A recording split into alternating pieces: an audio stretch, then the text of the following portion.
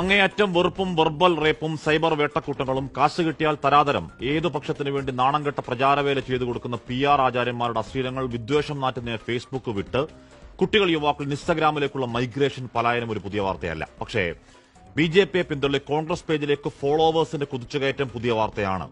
ആ നടപ്പ് രീതികൾ ആരോപണങ്ങളൊക്കെ ഒഴിവാക്കി ഒറ്റ മണ്ഡലത്തിൽ 1 ലക്ഷത്തിലധികം കള്ളവോട്ട് എന്ന് സ്ഥാപിച്ച രാഹുൽ ഗാന്ധിയുടെ ആ സ്പ്ലിൻഡർ ബോംബ് വാർത്താ സമ്മേളനത്തിന്റെ തുടർച്ചയിൽ ഏതാനും ദിവസങ്ങൾക്കുള്ളിൽ 15 ലക്ഷത്തോളമാണ് ആ വർധന. വിയർപ്പു തുന്നിയിട്ട കുപ്പായങ്ങളുമായി ഒരു സോഷ്യൽ മീഡിയ അക്കൌണ്ട് പോലും ഇല്ലാതെ ജലത്തിൽ മീനെന്ന മട്ടിൽ ജനങ്ങൾക്കിടയിൽ ജീവിക്കുന്ന നേതാക്കൾക്ക് അതൊരു കണക്ക് കാര്യമായി തോന്നിയാലും ഇല്ലെങ്കിലും രാജ്യത്തിന്റെ യുവരക്തം മാറി ചിന്തിക്കുന്നതിന്റെ മാറ്റത്തീപ്പൊരിയാണ് ആ വർധന. അവിടെ മാത്രം ഒതുങ്ങിപ്പോയതല്ല. രാഹുൽ ഗാന്ധി ഇമ്പാക്ട് ബീഹാറിലെ 110 മണ്ഡലങ്ങളിൽ 1300 കിലോമീറ്ററിൽ ആ ഉറവകൾ ചാലുകളാകുന്നതും ചാലുകൾ പുഴകളാകുന്നതും പുഴകൾ സമുദ്രമായതും ആ സമുദ്രമുദ്രാവാക്യങ്ങളും രാജ്യം കേൾക്കലാണ് പോയ 16 നാളുകൾ.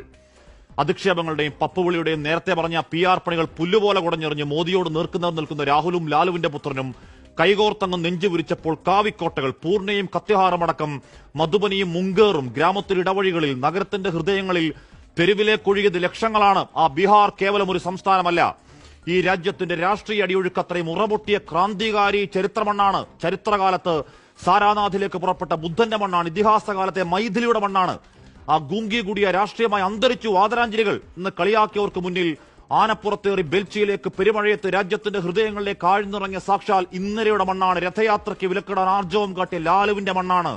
ആ നാട്ടിൽ പോയ ദിവസങ്ങൾ കേട്ട മുദ്രാവാക്യം വോട്ട് ചോർ ഗഡ്ഡിച്ചോട്, ഇറങ്ങിപ്പോടോ വോട്ടുകള്ളന്മാരെ. മുദ്രാവാക്യം നെഞ്ചേറ്റുന്നത് യുവാക്കൾ, കർഷകർ, അടിസ്ഥാന വർഗം അവഗണിക്കാവതല്ല.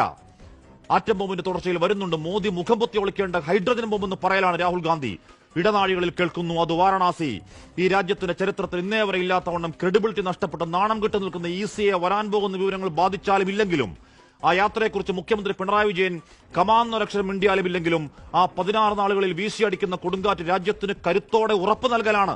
അയൽ രാജ്യങ്ങൾ പാകിസ്ഥാനും ശ്രീലങ്കയും ജനാധിപത്യം ദ്രവിച്ച് വിനാശത്തിന്റെ പടുകുഴിയിൽ വീണതുപോലെ ഈ രാജ്യം വീഴാതെ ഞങ്ങൾ നോക്കും, ഈ നാടിന്റെ കാവൽക്കാർ കോട്ടകെട്ടി ഉയരുന്നുണ്ട് മുദ്രാവാക്യം.